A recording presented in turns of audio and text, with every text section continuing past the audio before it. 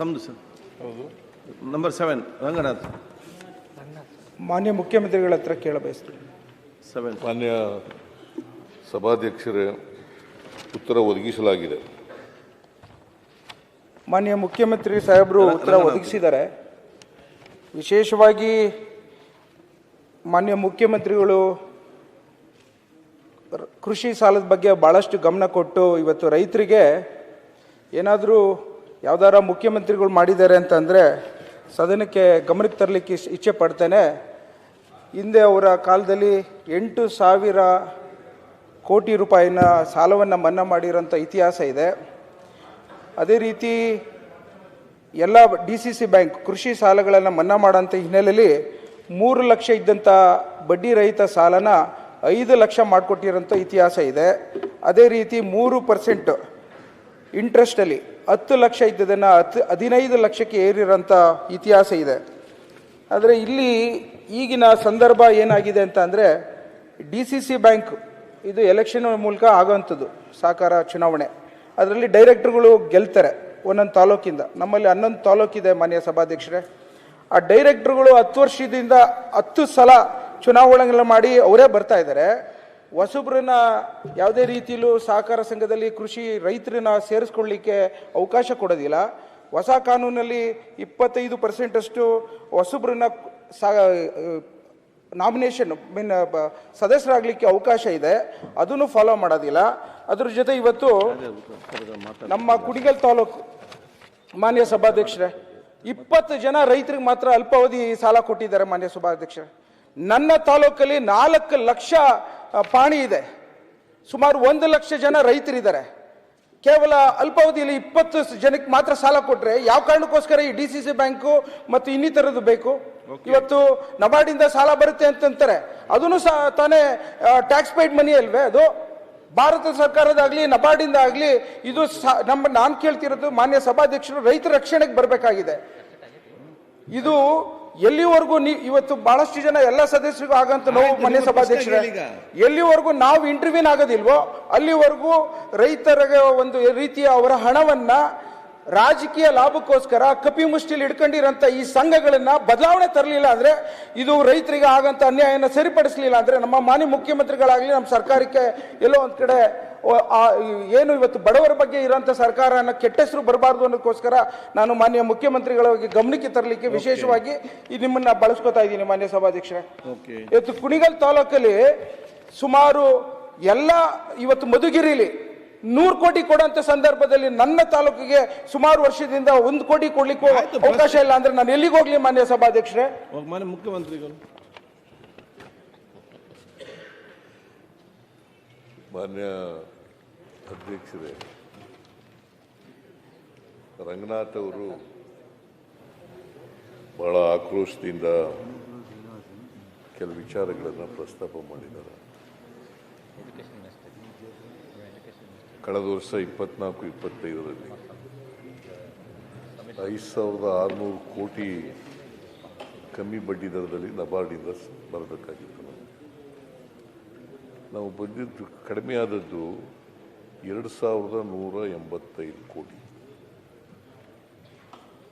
185 ಕೋಟಿ 3,415 ಕೋಟಿ ಮಾತ್ರ ಬಂದದ್ದು.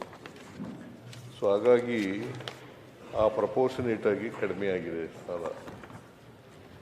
ಬಟ್ ಮಧುಗಿರಿ ಪ್ರಸ್ತಾಪ ಮಾಡಿದ್ರು. ಮಧುಗಿರಿನಲ್ಲಿ ಅಲ್ಲಿ ಜಾಸ್ತಿ ಕೊಟ್ಟಿದ್ದಾರೆ, ಇಲ್ಲಿ ಕಡಿಮೆ ಕೊಟ್ಟಿದ್ದಾರೆ ಅಂತಕ್ಕಂಥ ಮಾತುಗಳನ್ನು. ಮಧುಗಿರಿನಲ್ಲಿ 26% SC ಜನಾಂಗದವ್ರು ಇದ್ದಾರೆ. ಕುಣಿಗಲ್ನಲ್ಲಿ ಬರೀ 8% ಮಾತ್ರ SC ಜನಾಂಗದವ್ರು ಇದ್ದಾರೆ. ಹಾಗಾಗಿ ಅಲ್ಲಿ ಸ್ವಲ್ಪ ಜಾಸ್ತಿ ಕೊಟ್ಟಿರ್ಬೋದು. ಈ ವರ್ಷ ಇದು ನಾರಾಯಣ ಸ್ವಾಮಿ ಈಗ ರಂಗನಾಥ್ ಹೇಳಿದಿರಲ್ಲ ಸರ್, ಕಾನೂನು ಪ್ರಕಾರವಾಗಿ ಏನು ಮಾಡಬೇಕು, ತಾರತಮ್ಯ ಆಗಿದ್ದರೆ ಆ ತಾರತಮ್ಯನ ನಿವಾರಣೆ ಮಾಡ್ತಕ್ಕಂಥ ಕೆಲಸವನ್ನು ಮುಂದಿನ ವರ್ಷದಿಂದ ಮಾಡ್ತೀವಿ ಅಂತಕ್ಕಂಥ ಮಾತುಗಳನ್ನು ಈ ಸಂದರ್ಭದಲ್ಲಿ ಹೇಳಲಿಕ್ಕೆ ಬಯಸ್ತೀನಿ. ನನಗೆ ಮಾನ್ಯ ಮುಖ್ಯಮಂತ್ರಿಗಳಿಗೆ ಅಪಾರ ಗೌರವ ಇದೆ ಮಾನ್ಯ ಸಭಾಧ್ಯಕ್ಷರೇ. ಯಾವತ್ತೂ ಅವರು ರೈತರನ್ನ ಕೈ ಬಿಡೋದಿಲ್ಲ. ಅದರಲ್ಲೂ ಸಹ ನನಗೆ ವಿಶೇಷವಾಗಿ ನನ್ನ ತಾಲೂಕಿಗೆ ಅವರು 1,000 ಕೋಟಿ ರೂಪಾಯಿ ಅನುದಾನವನ್ನು ಬಿಡುಗಡೆ ಮಾಡಿಸ್ಕೊಟ್ಟಿದ್ದಾರೆ ಉಪಮುಖ್ಯಮಂತ್ರಿಗಳ ಒಂದು ಸಂಘಟನೆಯಲ್ಲಿ. ಇವತ್ತು ವಿಶೇಷವಾಗಿ ನನಗೆ ಮುಖ್ಯಮಂತ್ರಿಗಳು ಸಹಕಾರಕ್ಕೆ ಬರಬೇಕು. ಮೊದಲನೇ ಹೆಜ್ಜೆಯಲ್ಲಿ ಏನು ಇವತ್ತು ನಮ್ಮ ಸಹಕಾರ ಸಂಘದಲ್ಲಿ ನಾನೇನಾದ್ರು ಧ್ವನಿ ಎತ್ತಿದ್ರೆ 19 ಪ್ಯಾಕ್ಸ್ ಇದೆ ಸಭಾಧ್ಯಕ್ಷರೇ. ಅದರಲ್ಲಿ ಏನಾದ್ರು ಧ್ವನಿ ಎತ್ತಿದ್ರೆ ಅದು ಯಾರೋ ಒಬ್ಬ AR ಇದ್ದಾನೆ ಮಾನ್ಯ ಸಭಾಧ್ಯಕ್ಷ, 2.25 ವರ್ಷದಿಂದ ಸೃಷ್ಟಿ ಮಾಡ್ತೀನಿ ಅಂತ ಹೇಳ್ತಾನೆ, ಇವತ್ತು ಸೂಪರ್ ಸೀಟ್ ಮಾಡ್ತೀನಿ ಅಂತ ಹೇಳ್ತಾನೆ, ಇವತ್ತಿನ ದಿನ ವಜಾ ಮಾಡ್ತೀವಿ ಅಂತ ಹೇಳ್ತಾನೆ. ನಾನು ಮಾನ್ಯ ಸಭಾಧ್ಯಕ್ಷರ ಮುಂದೆ ನಾನು ಕೇಳ್ಕೊಳ್ಳೋಂಥದ್ದು, ಫಸ್ಟ್ನೇದಾಗಿ ಏನು AR ಇದ್ದಾರೆ ಆ ಭಾಗದಲ್ಲಿ ನನ್ನ ತಾಲೂಕಿಗೆ ಸಂಬಂಧಪಟ್ಟದನ್ನು ಒಂದು ಅವ್ರು ಬದಲಾವಣೆ ಮಾಡಲಿಕ್ಕೆ ನಾನು ಅವ್ರನ್ನ ಸಬ್ಮಿಷನ್ ಮಾಡ್ಕೋತೀನಿ. ನಾನು ಆಕ್ರೋಶ ಏನಿಲ್ಲ ಮಾನ್ಯ ಸಭಾಧ್ಯಕ್ಷರೇ, ನಾನು ಮಾತಾಡೋದೇ ಈಗ ಮುಖ್ಯಮಂತ್ರಿಗಳ ಮುಂದೆ ಅಪಾರವಾದ ಗೌರವದಲ್ಲಿ ಕೇಳ್ಕೊತಾ ಇದ್ದೀನಿ. ನನ್ನ ತಾಲೂಕಿಗೆ ರಕ್ಷಣೆಗೆ ಯಾವ ರೀತಿ ಇಲ್ಲಿವರೆಗೂ ಬಂದಿದ್ದಾರೆ ಇದೂ ಒಂದು ಹೆಜ್ಜೆ ಬರಬೇಕು ಅಂತ ಹೇಳಿ ತಮ್ಮ ಮೂಲಕ ಕೇಳ್ಕೊತೀನಿ ಮಾನ್ಯ ಸಭಾಧ್ಯಕ್ಷರು.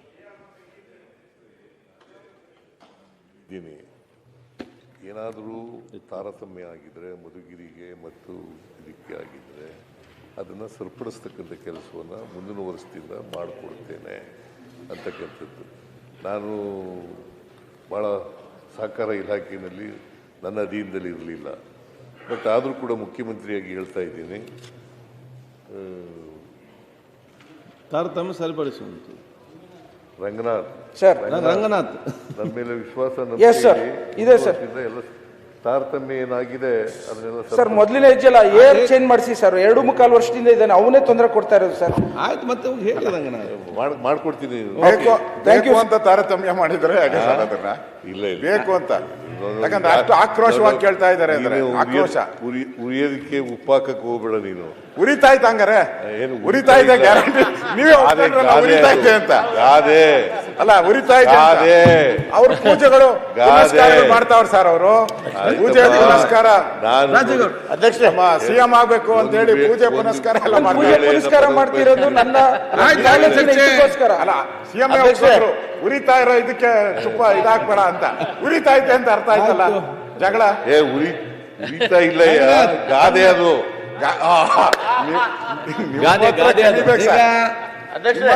ಇಲ್ಲ ಸರ್, ಪ್ರಶ್ನೋತ್ತರ ಮುಗಿಯಿತು. ಅವ್ರದ್ದು ದಿನನಿತ್ಯ ಬೈಕ್ ಇಲ್ಲ ಅಂದ್ರೆ ಇರಕ್ ಸಾಧ್ಯನೇ ಇಲ್ಲ. ದಿನ ಒಂದು ಕೊಟ್ಟೆ ಕೊಡ್ತಾರೆ ಲಿಖಿತ ಮುಖ್ಯಮಂತ್ರಿ ಆಗ್ಬೇಕು ಅಂತ. ನಿನ್ನೆ ಮತ್ತು ಗಾದೆ ಹೇಳಿದ್ರು, ನಿಮ್ ಮನ್ಸಲ್ಲಿರೋದು ಹೇಳಿದ್ರು ಅಂತ. ಆಯ್ತು, ಸುನಿಲ್ ಕುಮಾರ್ ಮನ್ಸಲ್ಲಿರೋದಲ್ಲ. ಸರಿ ಸರಿ, ನಿಮ್ಗೆ ಗಾದೆ ಗೊತ್ತಿಲ್ಲ ಅಂತಂದ್ರೆ ಏನ್ ಹೇಳೋದು? ಗಾದೆ ಹೇಳಿದ್ರೆ ಇನ್ನೊಂದ್ಸರಿ ಹೇಳಿ ಸರ್, ಅದಕ್ಕೆ ಇನ್ನೊಂದ್ಸರಿ ಗಾದೆ ಹೇಳಿ. ಬೇಡ ಸರ್, ಇನ್ನೊಂದ್ಸರಿ ಹೇಳ. ಉರಿಯೋದ್ರ ಮೇಲೆ ಉಪ್ಪಾಕಕ್ಕೆ ಹೋಗ್ಬೇಡಿ. ವಿರೋಧ ಪಕ್ಷದವ್ರು ಇರೋದೇ ಉಪ್ಪಾಕಕ್ಕೆ. ನಾವು ಉಪ್ಪು ಹಾಕಿದ್ರೆ ಪರವಾಗಿಲ್ಲ ಸರ್, ದಿನ ಅವರೇ ಉಪ್ಪು ಹಾಕ್ತಾವ್ರಲ್ಲ. ಆಯ್ತು ಅಶೋಕ್. ಈಗ ಅವ್ರು ಸುಮ್ಮನಿದ್ದಾರೆ, ನೀವ್ಯಾಕೆ ಸುಮ್ಮನಿರಲ್ಲ? ಯಾರು ಅವ್ರು ಸುಮ್ಮನೆ ಇರಲ್ಲ ಸರ್. ನಾನು ಬಹಳ ಸರಿ ಕೇಳಿದೆ, ಸುಮ್ಮನೆ ಇರಪ್ಪ ಅಂದ್ರೆ ಇಲ್ಲ ಸರ್, ನಾನು ಪೂಜೆ ಮಾಡಿಸ್ತಾ ಇದ್ದೀನಿ, ವ್ರತ ಮಾಡ್ಕೊಂಡಿದ್ದೀನಿ, ಏನು ಮಾಡ್ತಾ ಇಲ್ಲ, ನನ್ನ ಕನಸು ಸರ್. ಒಂದ್ಸರಿ ಅವ್ರು ಮುಖ್ಯಮಂತ್ರಿ ಆಗಬೇಕು ಅಂತ ಕನಸು ಸರ್ ಅಂತ ಪತ್ರಿಕೆ ಮಾಡಿದ್ರು ಕೂಡ, ಕಿತಾಪತಿ ಏನೇ ಮಾಡಿದ್ರು ಕೂಡ, ಪ್ರಚೋದನೆ ಏನೇ ಮಾಡಿದ್ರು ಕೂಡ ನಮ್ಮವ್ರು ಯಾರು ಕೂಡ ಪ್ರಚೋದಿತರಾಗಲ್ಲ. ಆಗಲ್ಲ. ನೀವೇ ದಿನ ಮಾಡ್ತಾರೆ ಪಾಪ. ಆಯ್ತು, ಇಲ್ವಾ? 5 ವರ್ಷ ಇಲ್ಲ ಸರ್. ಯಾರು 5 ವರ್ಷ ಮುಖ್ಯಮಂತ್ರಿ? ನೀನ್ ಯಾಕೆ ಕೇಳ್ತೀಯ? ನನ್ಗೆ 5 ವರ್ಷ ಅಲ್ಲ ಸರ್, ನಾವು ಎದುರು ಮನೆಯವರು ಸರ್. ಕೇಳಪ್ಪ, ಎದುರು ಮನೆಯವ್ರನ್ನ ನೀವು ಕೇಳ್ರಿ. 5 ವರ್ಷ ಇರಿ ಅಂತ ಹೇಳಿ ಜನ ಆಶೀರ್ವಾದ ಮಾಡಿದ್ದಾರೆ, ನಾವೇ 5 ವರ್ಷ ಇರ್ತೀವಿ. ಅದು ಗ್ಯಾರಂಟಿನಾ ಸರ್? ಈಗ 5 ವರ್ಷ ಅವಕಾಶ ಮಾಡಿಕೊಟ್ಟಿದ್ದಾರೆ. 5 ವರ್ಷ ನೀವು ಆಡಳಿತ ಮಾಡಿ ಅಂತೇಳಿ ಆಶೀರ್ವಾದ ಮಾಡಿದ್ದಾರೆ. ಮಾನ್ಯ ಸಭಾಧ್ಯಕ್ಷ, 5 ವರ್ಷ ನಾವು ಇರ್ತೀವಿ ಮುಖ್ಯಮಂತ್ರಿ ಮೇಲೆ ಪರಮೇಶ್ವರ್ ಒಬ್ರೇ ಸರ್ ನೋಡ್ದಂಗೆ. ಪರಮೇಶ್ವರ್ ನೀವು 5 ವರ್ಷ ಇರಬೇಕು ಅಂತ ಹೇಳಿರೋದು ನಿಜ. ಯಾವಾಗ ನಿಮ್ ಜೊತೆ ನಿಂತಿದ್ದಾರೆ ಸರ್? ಏನಾನ ಅವಕಾಶ ಆದ್ರೆ ಒಂದು ಬ್ಲಾಕ್ ಹಾರಿಸ್ತಾರ. 140 ಶಾಸಕರು ನಮ್ ಜೊತೆ ನಿಂತಿದ್ದಾರೆ. ನೀವು ಇದರಲ್ಲಿ ಉಳಿಯಬೇಡಿ. 140 ಜನ ನಮ್ಮ ಜೊತೆನಲ್ಲಿದ್ದಾರೆ. ನಮ್ಮ ಸರ್ಕಾರ ಇದೆ. 5 ವರ್ಷ ನಮಗೆ ಜನ ಆಶೀರ್ವಾದ ಮಾಡಿದ್ದಾರೆ. 2023ರಲ್ಲಿ 28ರಲ್ಲೂ ನಾವೇ ಬರ್ತೀವಿ. ಹೌದಾ? 28ರಲ್ಲೂ ನಾವೇ ಬರ್ತೀವಿ ಅಧಿಕಾರಕ್ಕೆ. ಬಿಜೆಪಿನ ಕರ್ನಾಟಕದಲ್ಲಿ ಯಾವ ಕಾಲದಲ್ಲೂ ಕೂಡ ಆಶೀರ್ವಾದ ಮಾಡಲ್ಲ ಜನ, ನನಗೆ ಗೊತ್ತಿದೆ. ನಿಮ್ಮ ಮಾತಿನಿಂದ ಮನೆ ಮುಖ್ಯಮಂತ್ರಿಗಳೇ ನಾಡಿ ನಿಮ್ಮ ಬಿಟ್ಟ ಮಾತಿನಿಂದ ಜನರಿಗೆ ನಾಡಿ ಪರಮೇಶ್ವರ್ ಬಿಟ್ಟ ಅವರಿಗೆ ಬಹಳ ಗೊತ್ತಿದೆ. ಬೇಜಾರಾಯ್ತು. ನಿಮ್ಮನ್ನ ಎಲ್ಲೋ ಒಂದ್ ಕಡೆ ಯಾವತ್ತೂ ಬರೋಣ ಅಂತ ಆಸೆ ಪಡ್ತಾ ಇದ್ರು. ಅಧಿಕಾರಕ್ಕಾರಲ್ಲ. ನೀವು ಈಗ ಈಗ ಎರಡು ಸಾರಿ ಅಧಿಕಾರ ಮಾಡಿ ತಾಡ್ರಿ 2 ಸಾರಿ ಅಧಿಕಾರ ಮಾಡಿದ್ದೀರಿ. ಯಾವತ್ತಾರು ಜನರ ಆಶೀರ್ವಾದ ಪಡ್ಕ ಬಂದಿದ್ದೀರ ನೀವು? 2018ರಲ್ಲಿ ಇರ್ಬೋದು. ಯಾವತ್ತಾರು ಜನರ ಆಶೀರ್ವಾದ ಪಡ್ಕ ಬಂದಿದ್ದೀರಾ? ಆಪರೇಷನ್ ಕಮಲ ಹಿಂಭಾಗಲಿನಿಂದ ಬಂದಿರತಕ್ಕಂಥದ್ದು. ಯಾವಾಗ ಜನ ನಿಮ್ಗೆ ಆಶೀರ್ವಾದ ಮಾಡಲ್ಲ? 2019ರಲ್ಲಿ ಅವ್ರಿಗೆ ಆಶೀರ್ವಾದ ಮಾಡಿದ್ರ? ಜೆಡಿಎಸ್ ಜೊತೆ ಹೋದ್ರಿ, ಅವ್ರ ಮನೆ ಬಾಗಿಲಿಗೆ ಹೋಗಿದ್ರಿ ಜೆಡಿಎಸ್ ಜೊತೆ. ಆಯ್ತು, ಹಾಗೆ ನಮಗೆ ಮಾಡಿರ್ಲಿಲ್ಲ, ನಾವು ಅವ್ರ ಮನೆಗೂ ಹೋಗಿರ್ಲಿಲ್ಲ. ಹೋಗಿದ್ರು ಅಂತ ಹೇಳ್ತಾರಲ್ಲ ಸರ್. ಅವ್ರು ಹೇಳಿದ್ರೆ ಅವ್ರು 1000 ಹೇಳ್ತಾರೆ. ಅವ್ರು 1000 ಹೇಳ್ತಾರಪ್ಪ, ಯಾರು ಹೋಗಿರ್ಲಿಲ್ಲ. ಆಗ ಬಿಜೆಪಿ ಕೊಡ್ತೀರಿ ಸುರೇಶ್? ಅವ್ರು ನೀವೇ ಸೇರಿಸ್ಕೊಂಡು ನೀವ್ಯಾಕೆ ಅವ್ರ ಜೊತೆ ಹೋಗಿದ್ದೀರಿ?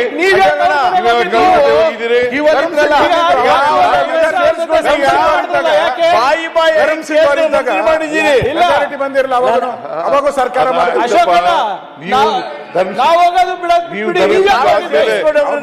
ಜೊತೆಲಿ ಹೋಗಿರ್ಲಿಲ್ವಾ ಸರ್? ಅವ್ರು ನೀವು ಜೊತೆಲಿ ಹೋಗಿರ್ಲಿಲ್ವಾ? ಅವರೇ ಫಸ್ಟ್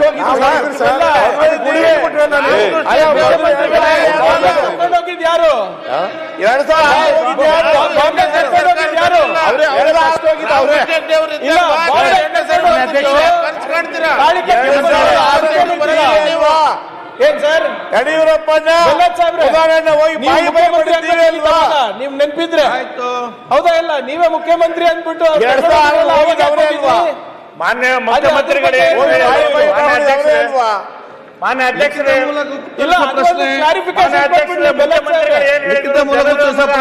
ಆಶೀರ್ವಾದ ಮಾಡಿದ್ದಾರೆ ಅಂತ ಹೇಳಿ ಲಿಖಿತ ಮೂಲಕ ಉತ್ತರಿಸುವ. ಕಾಂಗ್ರೆಸ್ಗೆ 5 ವರ್ಷ ಆಶೀರ್ವಾದ ಮಾಡಿದ್ದಾರೆ. ಹೈಕಮಾಂಡ್ ಅವರು ಮುಖ್ಯಮಂತ್ರಿ ಆಶೀರ್ವಾದ ಮಾಡಿದ್ದಾರೆ ಮಾಡಲಿಲ್ಲ. ದಿನಾಂಕ 15/12/25 ಮಾಡಿದ್ದಾರೆ, ಇಲ್ಲ ಹೇಳಿಲ್ಲ. ಜನರು 5 ವರ್ಷ ಮಾಡಿದ್ದಾರೆ ಕಾಂಗ್ರೆಸ್ ಪಕ್ಷಕ್ಕೆ. ನಿಮ್ಮಲ್ಲಿ ಅಧ್ಯಕ್ಷರಿಗೆ ಯಾಕೆ ಜಗಳ ನಡೀತಾ ಇದೆ? ನಮ್ಮ ಪಾರ್ಟಿ ವಿಷಯ ಬಿಡಿ ಸರ್. ಜನ ಆಶೀರ್ವಾದ ಮಾಡಿದ್ದಾರೆ, ನಾವು ಮಾಡ್ತೀವಿ. ನಿಮ್ಮ ಖುಷಿಯಾಗಿದ್ದಾರೆ, ನೀವು ಖುಷಿಯಾಗಿಲ್ಲ ಅಷ್ಟೇ. ನಿಮಗೆ 5 ವರ್ಷ ಮಾಡಿದ್ದಾರೆ, ಹೊಟ್ಟೆ ಕಿಚ್ಚು, ಅಸೂಯೆ, ಹೊಟ್ಟೆ ಕಿಚ್ಚು. ನಾವು 5 ವರ್ಷ ತುಂಬಿಸ್ತೇವೆ. 28ರಲ್ಲಿ ಚುನಾವಣೆಯಲ್ಲಿ ಮತ್ತೆ ಗೆದ್ದು ಬರ್ತೀವಿ, ಮತ್ತೆ ನಾವು ಅಧಿಕಾರ ಮಾಡ್ತೀವಿ. ಯಾವ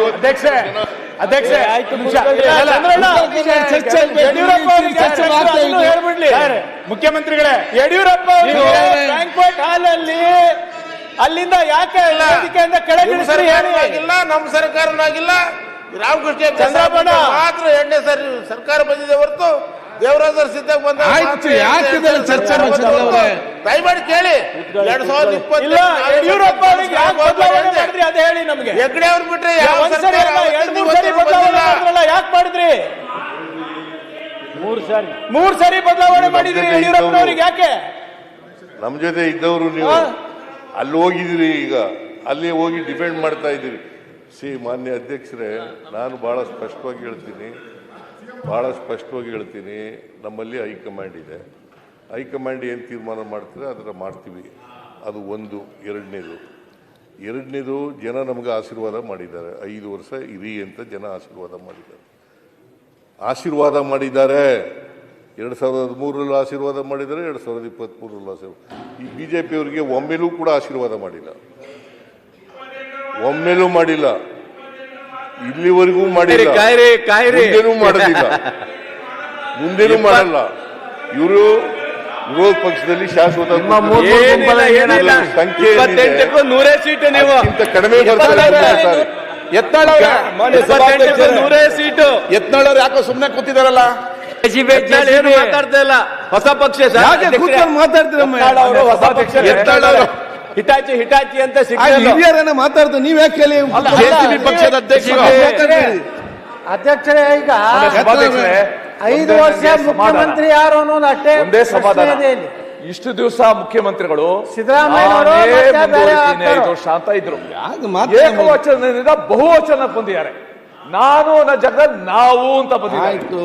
ಪ್ರಾಯಶಃ ಕನಕದಾಸರು ನಾನು ಹೋದಲ್ಲಿ ಮಾತ್ರ ಹೋಗುತ್ತೇನೆ ಅಂತಿದ್ರಲ್ಲ, ಅದನ್ನ ಇವತ್ತು ಅನುಷ್ಠಾನಕ್ಕೆ ತಂದಿದ್ದಾರೆ. ಈಗ ನಾನು ಓದರೆ ಓದಾನು ಓದೇನು ನಾನು ಅದು ಕನಕದಾಸರು ಹೇಳಿರೋದು. ನಾನು ಹೋದರೆ ಓದೇನು ಅಂತ ಅವರು ಕನಕದಾಸರು ಹೇಳಿದ್ರು. ಕನಕದಾಸರಿಗೂ ನನಗೂ ಕಂಪೇರ್ ಮಾಡಕ್ ಹೋಗ್ಬಿಡಿ ನೀವು. JCB ಪಾರ್ಟಿಯವರೇ, ಕನಕದಾಸರಿಗೂ ನಾನು ಹೋಗಿ ನಾವು ಆಗ್ತಾ ಇದೀವಿ. ನಾವು ಸರ್ಕಾರ ಮಾಡ್ತಾ ಇದ್ದೀವಿ. ನಾವು ಬಹುವಚನ ಇದು ಯಾವಲ್ಲೂ ಏಕವಚನ ಅಲ್ಲ. ಮೊನ್ನೆ ನೋಡಿದೀವಿ ಸರ್. ನನ್ನ ಸರ್ಕಾರ ಅಂತಲ್ಲ. ರಾಜ್ಯದ ರಾಷ್ಟ್ರದ ಹಣಕಾಸು ಸಚಿವರ ಬಗ್ಗೆ ನೀವು ಯಾವ ವಚನ ಯೂಸ್ ಮಾಡಿದರೆ ಇಡೀ ದೇಶ ನೋಡಿದೆ. ನಾನೇ ಮುಖ್ಯಮಂತ್ರಿ, ಈಗಲೂ ಮುಖ್ಯಮಂತ್ರಿ.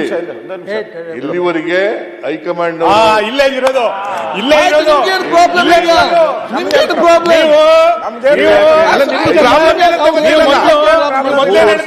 ಜನ ಬದಲಾವಣೆ ಮಾಡಿದ್ರೆ ಸರ್, ನೀವು ಏನ್ ಹೇಳ್ತೀರಿ? ನಾನೇ ಮುಖ್ಯಮಂತ್ರಿ ಮುಂದಿನ 5 ವರ್ಷ. ಈಗಲೂ ನಾನೇ ಈಗ ಏನ್ ಹೇಳ್ತೀರಿ?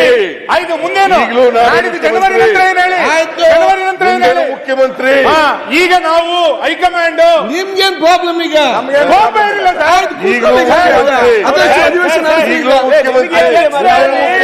ಪಕ್ಷದ ನಾಯಕರ ಸ್ಥಾನಕ್ಕೆ ಇಲ್ಲಿ ಮುಂದೆ ಬರ್ಲಿಕ್ಕ ಅಧ್ಯಕ್ಷರೇ, ಇಲ್ಲಿ ಮಂಡಿಸಿ ಮಂಡಿಸಿ ನಮ್ಗೇನು ಮಂಡಿಸಿ. ಅಲ್ಲ ಒಂದೇ ನಿಮಿಷ. ನಮ್ಮಲ್ಲಿ ಮುಖ್ಯಮಂತ್ರಿ ಪ್ರಾಬ್ಲಮ್ ಅಜಯ್ ಬೇಜಾರಿಲ್ಲ. ಅವರೇ ನಾನೇ ಹೇಳಿದ್ದೀನಿ, ನಾನೇ ಮುಖ್ಯಮಂತ್ರಿ ಅಂತ ಹೇಳಿದ್ದಾರೆ. ಇದೇ ಸದನಕ್ಕೆ ಮೆಸೇಜ್ ಹೋಗ್ಬೇಕಾಯ್ತು. ಬೇರೆ ಬೇರೆ ಸುದ್ದಿ ನಮ್ಮಲ್ಲಿ ಯಾರಾದ್ರೂ ನಿಮ್ದೇನ್ ಪ್ರಾಬ್ಲಮ್? ನಾನು ಅಧ್ಯಕ್ಷ ಒಂದು ಪುಸ್ತಕ ಬರೆಯೋಣ ಅಂತ ಇದ್ದೀನಿ. ಚಾಣಕ್ಯ ತಂತ್ರಗಳು ಅಂತ ಇದೆ ನಮ್ಮಲ್ಲಿ. ಚಾಣಕ್ಯನ ತಂತ್ರಗಾರಿಕೆ ಅಂತ. ಚಾಣಕ್ಯ. ನಾನು ಒಂದು ಸಿದ್ದರಾಮಯ್ಯನವರ ತಂತ್ರಗಾರಿಕೆ ಅಂತ ಬರಿಬೇಕು ಅಂತ ಬರೀರಿ, ನಾಳೆ ಒಂದ್ಸಣ್ಣ ಅಲ್ಲ, ನಾನು ಅವ್ರ ಪರವಾಗಿ ಮಾತಾಡ್ತಾ ಇರೋದು. ಅದರಲ್ಲಿ ಒಂದು ಸನ್ನಿವೇಶ ಬರ್ತದೆ ಅಧ್ಯಕ್ಷರೇ, ಚಾಣಕ್ಯ ಇದ್ರಲ್ಲಿ ಬರೀ ತೊಂದರೆ ಇಲ್ಲ. ಒಂದು ಇರುವೆ ಅಧ್ಯಕ್ಷರೇ, ಅದು ದೆಹಲಿಗೆ ಹೋಗ್ಬೇಕು ಅಂತ ಪ್ರಯತ್ನ ಮಾಡ್ತಾ ಇದ್ದೀವಿ. ಯೋಚನೆ ಅದು ಹೋಗ್ಬೇಕಂದ್ರೆ ಎಷ್ಟು ಜನ್ಮಗಳು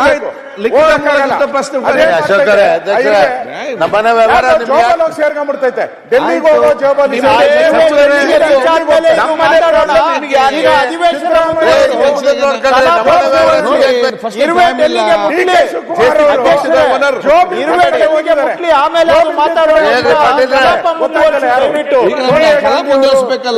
ಅವ್ರ ಜೊತೆ ಆಯ್ತು ಸ್ವಾಮಿ ಸರ್,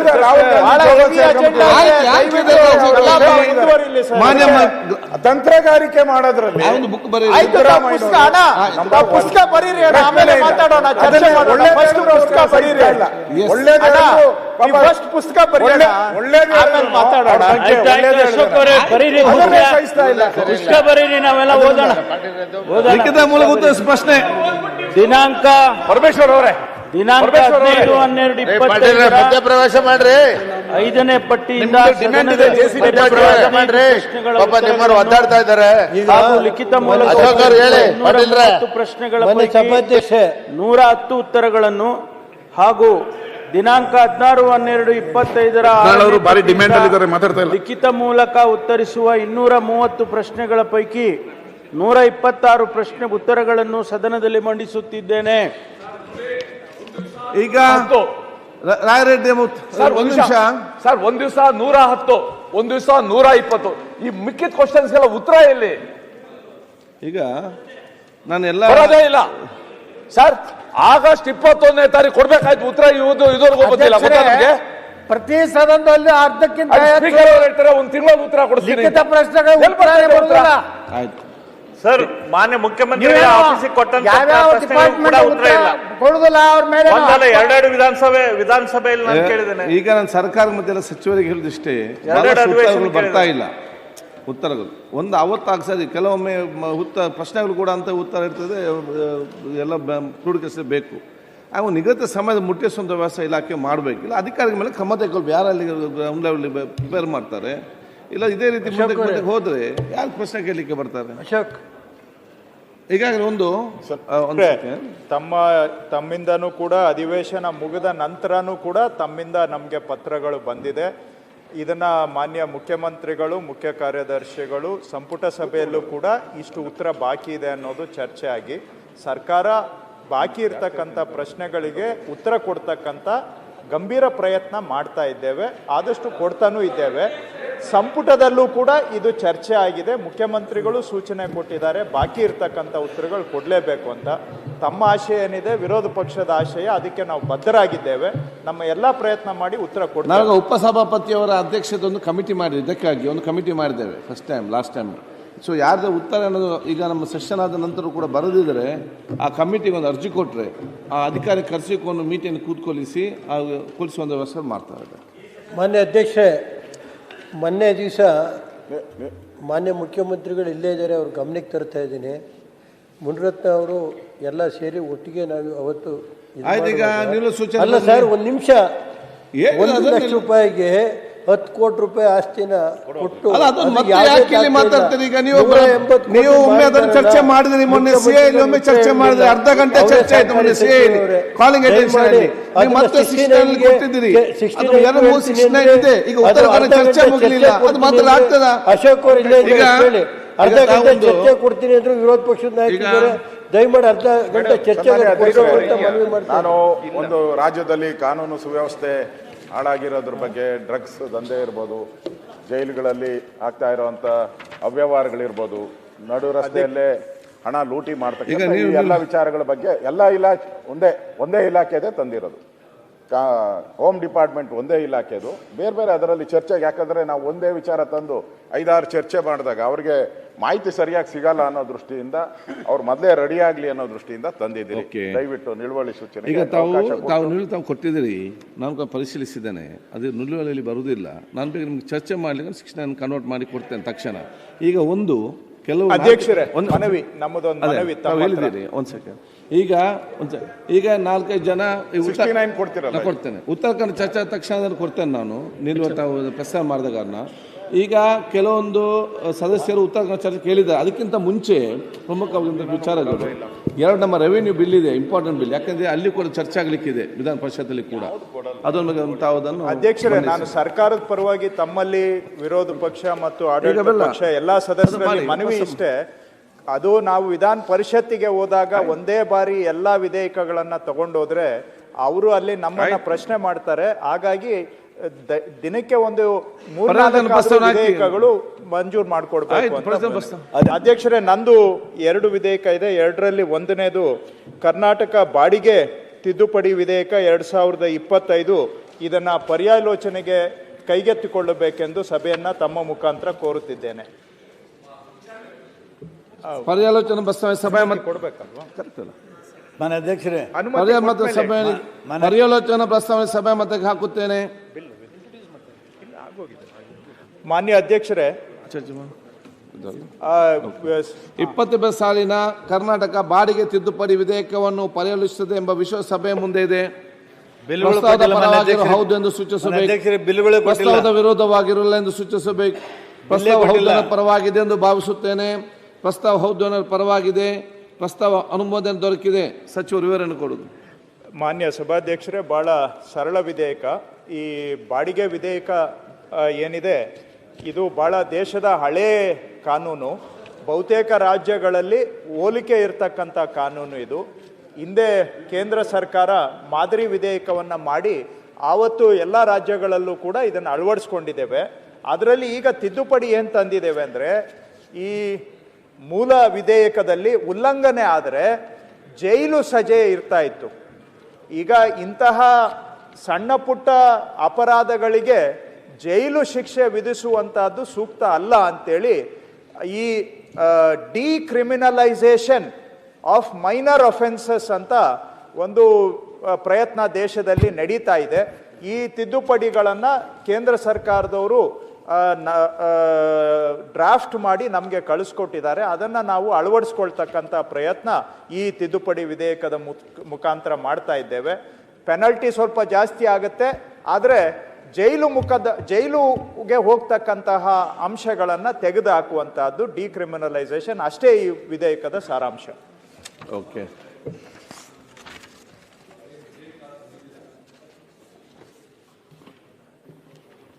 ಏನು ವಿಧೇಯಕ ತಂದಿದ್ದೀರಾ ಅದನ್ನ ಸ್ವಾಗತಿಸ್ತೀನಿ. ಇದು ಮಾಡಬೇಕಾದದ್ದು ಆದರೆ ಒಂದೇ, ನಾನು 1981ನೇ ಇಸ್ವಿನಲ್ಲಿ ಅಡ್ವೊಕೇಟ್ ಆಗಿ ಪ್ರಾಕ್ಟೀಸ್ ಸ್ಟಾರ್ಟ್ ಮಾಡಿದಾಗ ರೆಂಟ್ ಕಂಟ್ರೋಲ್ ಆ್ಯಕ್ಟು ಭಾಳ ಸ್ಟ್ರಾಂಗ್ ಆಗಿತ್ತು. HRC ಕೋರ್ಟ್ಗಳೇ ಇತ್ತು, ಹೌಸ್ ರೆಂಟ್ ಕೋರ್ಟ್ಗಳೇ ಇತ್ತು. ಫಸ್ಟು ನಾವು ಸ್ಮಾಲ್ ಕಾಸಸ್ ಕೋರ್ಟ್ಗೆ HRC ಕೋರ್ಟ್ಗಳಿಗೆ ಜಾಸ್ತಿ ಹೋಗ್ತಾ ಇದ್ದಿದ್ದು. ಇವತ್ತು ಪರಿಸ್ಥಿತಿ ಹೇಗಾಗಿದೆ ಅಂದರೆ rent control act has last it's relevance. ಯಾವ ಬಾಡಿಗೆದಾರನಿಗೂ ಕೂಡ ರಕ್ಷಣೆ ಅನ್ನೋದು ಇಲ್ಲ ಇವತ್ತು. ಆ ವಿಧಿಸ್ತಾ ಇರೋ ರೆಂಟ್ಗಳು, ಏರಿಸ್ತಾ ಇರೋ ರೆಂಟ್ಗಳು ಯಾವುದಕ್ಕೂ ಕಡಿವಾಣ ಇಲ್ಲ. ನಿಜವಾಗ್ಲೂ ಕೂಡ middle and lower middle class ಕುಟುಂಬಗಳೇನಿದೆ ಇವತ್ತು ನರಳುತ್ತಾ ಇದೆ. ಸೊ ಅದರ ಬಗ್ಗೆನೂ ಕೂಡ ಸರ್ಕಾರ ಯಾವ ರೀತಿ ಅವ್ರಿಗೆ ಪ್ರೊಟೆಕ್ಷನ್ ಕೊಡೋದು, ಆ ಸಣ್ಣ ಬಾಡಿಗೆದಾರರಿಗೆ ಸರ್ ಸಂಬಳದಲ್ಲಿ ಅವ್ರು ಬಾಡಿಗೆ ಕಟ್ಟೋದೇ ಆಗೋಗ್ಬಿಡ್ತಾ ಇದೆ. ಇನ್ನು ಆ ಮಕ್ಕಳದು ಎಜುಕೇಷನ್ನು, ಹೆಲ್ತು, ಮನೆ ಸಾಮಾನು ಅರ್ಥನೇ ಆಗೋದಿಲ್ಲ. ಅದಕ್ಕೋಸ್ಕರ ನಾವು ಈ ಸಂದರ್ಭದಲ್ಲಿ ಆ ಬಾಡಿಗೆದಾರರಿಗೂ ಕೂಡ ರಕ್ಷಣೆ ಕೊಡೋಕೆ ಏನಾದ್ರು ಒಂದು ಯೋಚನೆ ಮಾಡೋಕ್ಕೆ ಸರ್ಕಾರ ಕ್ರಮ ತಗೊಳ್ಬೇಕು ಅಂತ ನಾನು ಕೇಳ್ಕೊಳ್ತೇನೆ. ಸಭಾಧ್ಯಕ್ಷರೇ, ಮಾನ್ಯ ಸದಸ್ಯರು ಹೇಳಿರುವಂತಹದ್ದು ಸರಿ ಇದೆ. ಆದರೆ ಇವೆಲ್ಲ ವಿಧೇಯಕಗಳು, ಮೂಲ ವಿಧೇಯಕಗಳು ಬಂದಾಗ 60ನೇ ದಶಕ 70ನೇ ದಶಕದಲ್ಲಿ ಆಗ ಒಂದು ರೀತಿ ಸ್ಟೇಟ್ ಕಂಟ್ರೋಲ್ಡ್ ಎಕಾನಮಿಯಲ್ಲಿ ನಾವಿದ್ವಿ. ಸ್ಟೇಟ್ ಲೆಡ್ ಡೆವಲಪ್ಮೆಂಟ್ ಇತ್ತು ಹಾಗಾಗಿನೇ ನಾವು ಅರ್ಬನ್ ಲ್ಯಾಂಡ್ ಸೀಲಿಂಗ್ ಆ್ಯಕ್ಟ್ ತೊಗೊಂಡು ಬಂದ್ವಿ, ಬೇರೆ ಲ್ಯಾಂಡ್ ಸೀಲಿಂಗ್ ಆ್ಯಕ್ಟ್ ತೊಗೊಂಡು ಬಂದಿದ್ದು, ರೆಂಟ್ ಕಂಟ್ರೋಲ್ ಆ್ಯಕ್ಟು, ಇವೆಲ್ಲವೂ ಕೂಡ ಆ ಒಂದು when we were under the state led development model. ಆದರೆ ಈಗ ಕಳೆದ 35-40 ವರ್ಷದಿಂದ ನಾವು ಮಾರುಕಟ್ಟೆ ಆಧಾರಿತ ವ್ಯವಸ್ಥೆಗೆ ಶಿಫ್ಟ್ ಆಗಿದ್ದೇವೆ, ಮಾರ್ಕೆಟ್ ಲೆಡ್ ಡೆವಲಪ್ಮೆಂಟ್ಗೆ. ಅಲ್ಲಿ ಚೆಕ್ಸ್ ಆ್ಯಂಡ್ ಬ್ಯಾಲೆನ್ಸಸ್ ಆಟೋಮ್ಯಾಟಿಕಲಿ ಕೆಲಸ ಮಾಡುತ್ತೆ ಅನ್ನುವುದು ಒಂದು ಥಿಯರಿ, ಅದರ ಕಡೆಗೆ ಹೋಗಿದ್ದೇವೆ. ಹಾಗಂತೇಳಿ ಅವ್ರು ಹೇಳುವಂತಹದ್ದು ಇವತ್ತು ಅವಶ್ಯಕತೆ ಇಲ್ಲ ಅಂತಲ್ಲ, ಖಂಡಿತ ಅವಶ್ಯಕತೆ ಇದೆ. ಇವತ್ತಿಗೂ ಕೂಡ ಸಣ್ಣ ಪುಟ್ಟ ಬಾಡಿಗೆದಾರರಿಗೆ ಶೋಷಣೆ ಆಗ್ತಾ ಇದೆ, ಅವರಿಗೂ ಕೂಡ ರಕ್ಷಣೆ ಇರಬೇಕು ಅನ್ನುವಂಥದ್ದು. ಬಹುಶಃ ಈ ಕಾನೂನಲ್ಲಿ ಅವಕಾಶ ಇದೆ, ಆದರೆ ನಾವು ಈ ಕಾನೂನನ್ನು ಅನುಸರಣೆ ಮಾಡುವುದನ್ನು ಮರ್ತು ಬಿಟ್ಟಿದ್ದೇವೆ. ಎಲ್ಲರೂ ಒಗ್ಗಟ್ಟಾಗಿ ಒಟ್ಟು ಸೇರಿ we have given up on the main substance of the original bill. But ಅದನ್ನು ಸ್ವಲ್ಪ ರಿಯಾಕ್ಟಿವೇಟ್ ಮಾಡಿದರೆ ಬಹುಶಃ ತಾವು ಹೇಳ್ದಂಗೆ ಸ್ವಲ್ಪ ನಾವು ಭಾಗಶಃ ರಿಲೀಫ್ ಕೊಡಲಿಕ್ಕೆ ಅವಕಾಶ ಇದೆ. ಆ ಅಂಶಗಳನ್ನು ಸ್ವಲ್ಪ ಅವೇರ್ನೆಸ್ಸು ಮಾಡಬೇಕು, ಜನಕ್ಕೆ ಇಂಪ್ಲಿಮೆಂಟು ಮಾಡಬೇಕು, ಅದ್ರ ಕಡೆಗೆ ಸರ್ಕಾರ ಗಮನ ಕೊಡುತ್ತೆ. 40 ವರ್ಷದ ಹಿಂದೆ ಈಗ ಮಾರ್ಕೆಟ್ ಡಿಮಾಂಡ್ ಡ್ರಿವನ್ ಅಂತ ಒಂದು ಹೇಳಿದ್ದಾರೆ. At the same time no state government, either the central government or the state government, no government can lose the sight of the welfare of the weaker section. Correct. A weaker section ಅವರ ದೌರ್ಬಲ್ಯ, ಅವರ ಆರ್ಥಿಕ ಶಕ್ತಿಹೀನತೆ ಏನಿದೆ ಅದನ್ನ ನಾವು ಗಮನದಲ್ಲಿಟ್ಕೊಂಡು state should lead from the front to safeguard their welfare. ಮಾನ್ಯ ಅಧ್ಯಕ್ಷರೇ, ಮಾನ್ಯ ಮಂತ್ರಿಗಳು ಈ ಕಾನೂನಿನ ಉದ್ದೇಶ ಹೇಳಿದ್ರು, ನಮಗೆ ಕಾನೂನಿನ ಉದ್ದೇಶ ತಿಳಿತು, ಇದನ್ನು ನಾವು ವೆಲ್ಕಮ್ ಮಾಡ್ತೇವೆ. ಆದರೆ ಈ ಕಾನೂನನ್ನು ಓದಬೇಕಂತಂದ್ರೆ ಯಾರಿಗೂ ತಿಳಿಯಲ್ಲ. ಇದ್ರ ಬಗ್ಗೆ ಹಿಂದೆ ಕೂಡ ಚರ್ಚೆ ಆಗಿದೆ. ಅಲ್ಲ 20-25 ವರ್ಷದಿಂದ ನನಗನ್ಸಿದ್ದು ಅಲ್ಲ ಹಿಂಗೆ ಒಂದು ನಿಮಿಷ ನಾವು ಹೇಳೋದ್ರ ಕೇಳಿ. ಅಲ್ಲೇ ನಿಮ್ಮ ಕಾನೂನು ಇಲಾಖೆಯಲ್ಲಿ ಒಬ್ಬರೇ ಇದನ್ನು ಡ್ರಾಫ್ಟ್ ಮಾಡ್ತಿದ್ದಾರಂತ ನಾನು ಕೇಳಿದ್ದೇನೆ. ಆ ಮಾರಾಯಣ ಕನ್ನಡ ಯಾರಿಗೂ ತಿಳಿಯಲ್ಲ, ಈಗ ನಮ್ಮ ಸಿದ್ದರಾಮಯ್ಯನವ್ರಿಗೂ ಕೂಡ ತಿಳಿಯಲ್ಲ. ಹೆಚ್ಚಿನ ವಿಡಿಯೋಗಳಿಗೆ ಪ್ರತಿಧ್ವನಿ ಯೂಟ್ಯೂಬ್ ಚಾನೆಲ್ ಸಬ್ಸ್ಕ್ರೈಬ್ ಮಾಡಿ, ಬೆಲ್ ಐಕಾನ್ ಕ್ಲಿಕ್ ಮಾಡಿ.